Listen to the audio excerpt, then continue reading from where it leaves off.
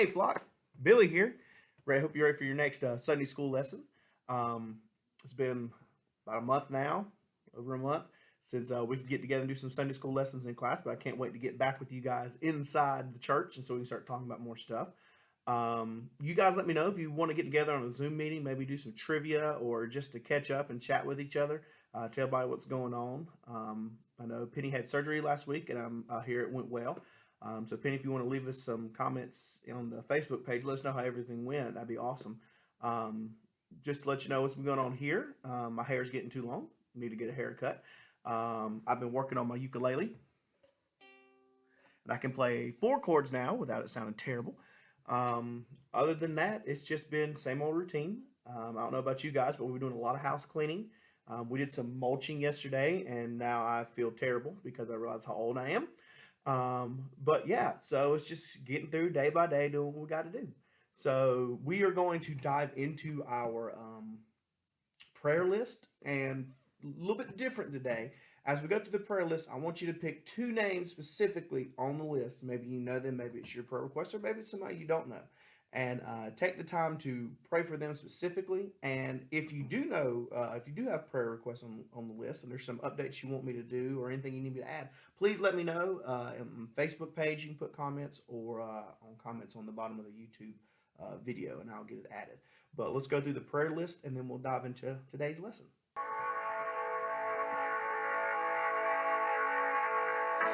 Letting go of every single dream, I lay each one down at your feet. Every moment of my wandering never changes what you see.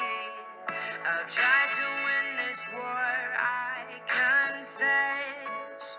My hands are weary, I need your rest. Mighty warrior, king of the fight. No matter what I face, you're by my side.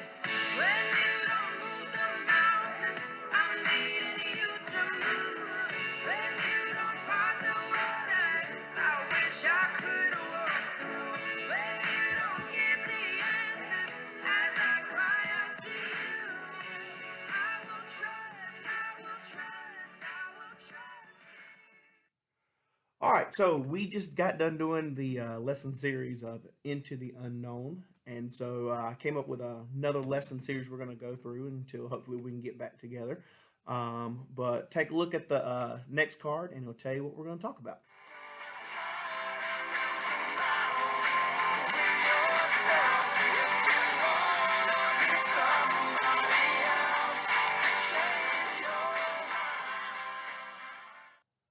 All right, so we're talking about changing your mind. Now, to be more specific, we're going to talk about when God changes his mind. Now, the biggest question when we think about scripture, when people talk about God change his mind, is did God really change his mind? Or did he know what was going to happen and waited for the situation to change? Now, we all know the answer to that, but we're going to dive in just a little bit deeper. Today, we're going to talk about an easy one for us to have a conversation with. It was a good way to get us started in this whole conversation. We're going to go to one of my favorite Bible stories in the Old Testament, and we're going to talk about Jonah. Now, we have talked about Jonah a couple times in class, and we always talk about that. We know as kids what Jonah was all about. We know that Jonah and the big fish, the whale, and how all that worked out. But anytime I talk about Jonah, I love talking about the last chapter of Jonah, and it's chapter 4. And the verse that we're going to use for our focus today is Jonah chapter 4. And this is verse 2. And this is after the Lord had spared Nineveh. And Jonah has some questions or some comments for God. So here's what he says. This is what he prayed to the Lord. Isn't this what I said, Lord, when I was still at home?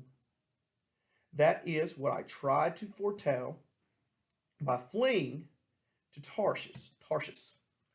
I knew that you are a gracious and compassionate God, slow to anger and abounding in love, a God who relents from sending calamity.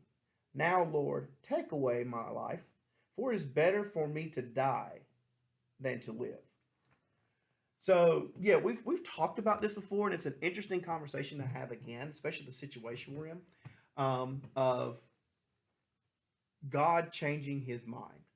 And so let me tell you where the idea came from for these lessons, and then we'll break this down a little bit. We were watching TV with Sadie, and Sadie's really gotten into the Masked Singer. She always like say, if I were a judge, I would do this. If I were on the show, I would do this song, da da da. And she kind of like, when we should get people here to do blah blah blah, and watch it or let them judge, or maybe she could sing in front of them. I don't know. But then she looks over at Catherine and says, "Mommy, can you pray to God and tell Him to make the COVID go away tomorrow?" And of course, it's a cute little thing that we thought about what you said. I mean, it kind of made me think, what's God's thinking behind this whole COVID-19? Um, I can't give you an answer. I mean, God has not sent a booming voice to speak to me, but it kind of made me wonder if a child was sincere and just really believed that God could take it away tomorrow. How much do we believe that what God's planning on doing and change His mind? How much does that affect us as adults? So that kind of got me thinking, and this is what we're going to talk about this. So we're back to Jonah. And Jonah is a very interesting situation because it's almost like, as a follower of God or someone who was called on by God to go do work for Him, he didn't want people to be saved. Like, it's almost like he wanted Nineveh to go down. And that's kind of a weird situation. It's not that far out of realm of consideration when you think about how Christians are, because there are sometimes Christians are like, bad things happen to bad people, and our mindset is couldn't have happened to a better guy. But Jonah's just in this mindset of, God, you told me what you wanted to do. I knew you were going to change your mind, and look what happened. So let's be honest. If he knew it was going to happen, did God really change his mind? But in the grand spectrum of things, did God change his mind, or did God know what was going to happen? He was waiting for the people He called to work to change the situation. And that's kind of what it was, because remember, Nineveh, it took 3 days to get through Nineveh. That's how big of a city it was.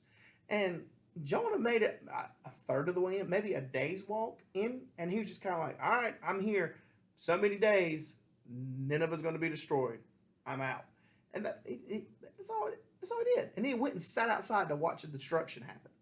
And God used that little bit of work that he did to let that word spread like wildfire. And then everybody just repented and turned from their evil ways. Even the king ripped off his robes and put on sackcloth and sat in the dust and told everybody, we're going to fast. No one's going to eat. I'm not going to eat. Animals aren't going to eat. Children aren't going to eat. Nobody eats. And, everybody changed real fast. And that's kind of the situation that God was waiting to happen. And there's a couple other situations we're going to talk about in other scripture. But what I want you to think is, in this story that we're talking about, it does say that God changed his mind, but the Bible is written from human perspective a lot. And in our minds, we see God has changed his mind when God was waiting for them to change. And so for us, is God waiting for us to change before the situation itself can change, or he can change his mind about what's going on? Now, I'm not saying God brought COVID-19 on us and, it's kind of like destruction of, Sodom and Gomorrah or something like that, which is funny because I thought about Sodom and Gomorrah when I was doing this lesson, and I was like, well, he even warned Abraham what was going down, and he's like, well, Lord, if I can find 50 people who were righteous, will you not destroy the city? Yeah, sure. What about 40, 30, 20? What about 10? What if I can find 10 people? And God's like, yeah, sure. Find me 10 people and I won't destroy the city. And I just kind of like, God knew what was happening. You ain't going to find 10 people, Abraham. And, he still destroyed that city. But he was going to do the same thing to Nineveh. But look at how many people repented in a heartbeat for it. So yeah, with this whole COVID-19, we don't know when this is going to run its course, and it's a virus, and for us, a month seems like a terribly long time, but in God's mind, He's still working. Maybe it isn't so much He's waiting for the situation to change before, or us to change in the situation before He can change the situation. Maybe this is just one of those things of God needs to use this time for us to do certain work, and I talked about it when we were talking about going into the unknown. And God may still be working. And God may still be working. I'm saying God is still working. Okay? Keep that in mind. God is still working. And for the time that we are apart is for time for us to keep working for Him at a distance. And we were talking about, me and Catherine were talking about how church services, all of them are online. Well, the majority of them are all online now. And we maybe have 150 to 200 people at church, and that's how people get to hear the lesson. And some of these digital downloads are in the 5, 6, 700 range. 700. Now, granted, how many of these people go back and re-clicking and watching over and over again? But sure, maybe we're reaching a whole lot more people this way. I'm sure there's a lot of people who now that we are able to have conversations with through the social distancing that God is able to work a little bit more. So here's what I want you to think about for this week. If God changes his mind, did he have it planned out? That he was waiting for the situation to change. He knew what he was thinking. So in Nineveh, he waited for the people to change before he changed the situation. And what does that mean about us? What does God need to see change before he can change the situation for us? What is God working on? And he just needs this time of us apart so he can work on it. Because remember, the people of Nineveh changed, but Jonah did not. Jonah went to the side, sat there in a heat, saw that God changed his mind and said, Lord, kill me now because I knew you were going to do this. You are a compassionate God. What kind of person complains? Because God is a compassionate and understanding God. Go figure that out. We've already talked about that. But the situation here isn't for Jonah. We know Jonah doesn't change. We know he just sits out there, cries because a plant dies that had a shade, and that's where the story ends. And he's just miserable. So we're not going to talk about Jonah. What we're going to talk about is the people of Nineveh had to change, and God changed his mind. So moving forward in our lessons, I really want you to think about, okay, what had to change in the situation? Who had to change in the situation? And for these people in Nineveh, it was turning from their sinful ways and then making sure that God heard their cry. And then for us, put that in our perspective. What is God working on right now? Maybe he's working on something for you. Maybe he's working on something for us as the church. We don't know. But God is working. And like I said, I don't see God looking at our situation as something just terrible happening that he has to change over. I see him as I got to work on something. And it just so happens that this COVID-19 is what's going on, and this is what he's using as a situation to change us. So it's an interesting thought to think about, because if Sadie honestly believes that if mommy were to pray that COVID-19 will go away tomorrow, that kind of makes us think of as adults. If children are thinking that because they just want to get back to school, they want to get back with their friends, they want to go back out and do stuff that they normally do, maybe God needs us to work some more so he could see where the situation is going to go. Because there's a plan. God's going to figure it out for us. But let's see what the plan is going to be. So I want you to think about changing your mind.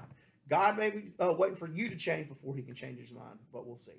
But hey, I miss you guys. I can't wait for us to get back together and start doing some lessons in front of each other. But make sure you guys take the time to watch the church service today. It is an awesome church service. I think you guys are really going to enjoy it. A couple singers that sang are really, really good. And then, the message that's going to be brought today, I think you guys will really enjoy it. So make sure you take time to watch it.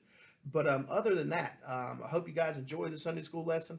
Please let me know in the comment sections on Facebook or on YouTube if you guys want to get together for a Zoom meeting. Catherine has already said she is willing to do some trivia with you. I may even do Beat the Catherine, and then that way everyone can answer questions, and if you can see if you can outdo Catherine on the trivia. And I'm pretty sure there's no trivia questions I can think of she can't answer, but I'll see if I can come up with some. But when you guys are, the majority of you are good to go and you want to get that together, let's see if we can have something where we at least see each other's faces and talk.